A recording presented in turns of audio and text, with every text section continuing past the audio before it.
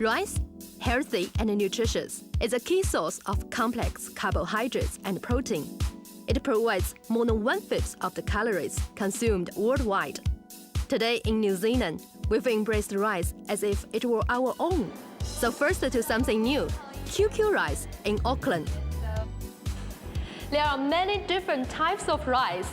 Here in QQ rice, you can choose between 5 kinds. They all offer different nutritional benefits. Red rice is full of iron. The 12-grain mix offers a nutritious, balanced blend. And purple rice, once prized for its rarity, is rich in vitamin B. Originally from Taiwan, a filled rice roll or filled rice wrap is a healthy alternative to Western sandwiches. And you can decide your choice of fillings. Now I got my lunch. It's time to head north to Kaiwaka. Let's find out about growing rice here in New Zealand. Yoshimasa Sakura began growing rice 8 years ago, and he was probably the first to grow rice in New Zealand.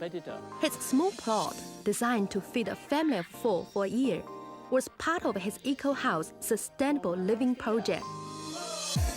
I'm here in spring, so he's preparing his rice plants for another year's growth. Yoshi, is it difficult to growing rice here in New Zealand? I would say no. No. Easy. Wow. Yeah. But as long as you choose proper species. Yoshi is using seed from Hokkaido in Japan that has been developed to grow in cooler conditions, like those found in New Zealand. Here, the old one still keeping a few grains, but usually birds visit the greenhouse and Yes. also the mice, they eat it up. Mice, yeah. But still remaining. But I want to show is such a new shoots. This is the green one, right? Yeah. So that means the grass is perennial. So that's character I'm using in the rice paddy. Perennial means most of Yoshi's paddy can be left to regrow each year, but he does sow new seed in one corner to keep the plants fresh. So you are helping me to sow the seeds. I will. This is the first time. Yeah. So how long actually does it have to keep in the water? 20 centimeters tall. Yeah. Then that's the time to transplant. To transplant. So every day I have to talk with them, are you ready to go, Yeah. So what is Yoshi's rice like to eat? First, it's very juicy. It's actually, I think it's bigger than the normal rice we had at home. We usually soak in the water overnight. So you need a little bit of preparation. Preparation is always important. Back in Auckland, I'm going to learn about these Korean sweet rice cakes, songpyeong, which are actually quite simple to make. They are colorful and healthy treat, long being shared at times of celebration.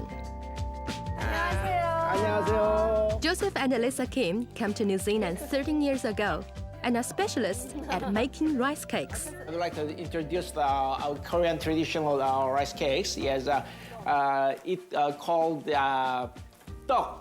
Please say tteok. So now we've learned how to say it. Lisa and Nina are going to show me how to make them. We start with glutinous short grain rice that has been soaked for 3 to 4 hours and then ground into a soft flour. Or you can buy glutinous rice flour, then just mix with a little water. Do you think this traditional rice cake is a healthy way to... But it has Because all the ingredients are all from natural plants and things. The dough is colored with powdered herbs and berry juice. And the filling range from sesame seed to steamed whole beans, pine nuts, or red bean paste. They only need 4 to 5 minutes in the steamer, and the songpyeong are ready to try. Can I pick one to try? I pick the pink one. Pink one, yeah. So this kind of Korean traditional rice cake is very easy to make and very sweet. And now we are going to find out a bit more about how to bring all the nutritions onto your plate. Paru Dube has studied nutrition all over the world and now works for the Heart Foundation here in Auckland. Oh, what we are going to cook today? So we're cooking vegetable pulao. It's an Indian-based dish. You use the basmati rice. Basmati rice. Why you use this one? Basmati rice is a long-grain rice, which has a lower glycemic index. The rate at which the sugar is released from the rice is slower and will reach the blood slower. So there won't be a peak in sugar in the blood. The puree starts with mustard seeds and adds ginger, garlic, and onion. Then curry leaves, cooked potato, and veggies. This is you said earlier, this is an Indian dish, but has you changed it to Kiwi style, or this is just a traditional way of cooking? No, I have changed it slightly. What you would encounter in India would be a base of ghee. You know, they start with ghee, which is like clarified butter. But by using olive oil, you can, actually make it healthier. Yeah, for your heart. Yeah, for your heart. So, are you going to use any salt today? No, I'm not going to be using any salt because all my flavoring will come from the spices. Oh, the spices here. So here we have turmeric powder, cumin powder, and curry powder. Cook for several minutes. Add rice, which has been pre-cooked with a bay leaf and cinnamon. The rice is ready. So what's next? Now we'll just make the raita, which is a yogurt-based accompaniment for the pulao. Add chopped cucumber, tomato, and plain yogurt. Finally, add cracked pepper, and it's time to serve. It's good for vegetarian as well. Vegetarians, yes. Yeah. And all the nutrients from the vegetables. Yeah. And lots of spice. And looks very beautiful. Thank you very much for showing that.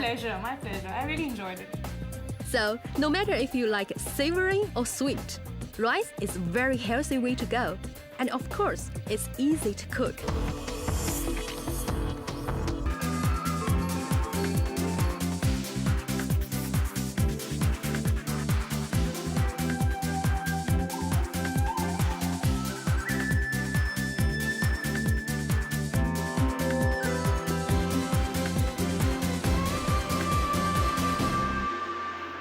This program is made with funding from New Zealand On Air.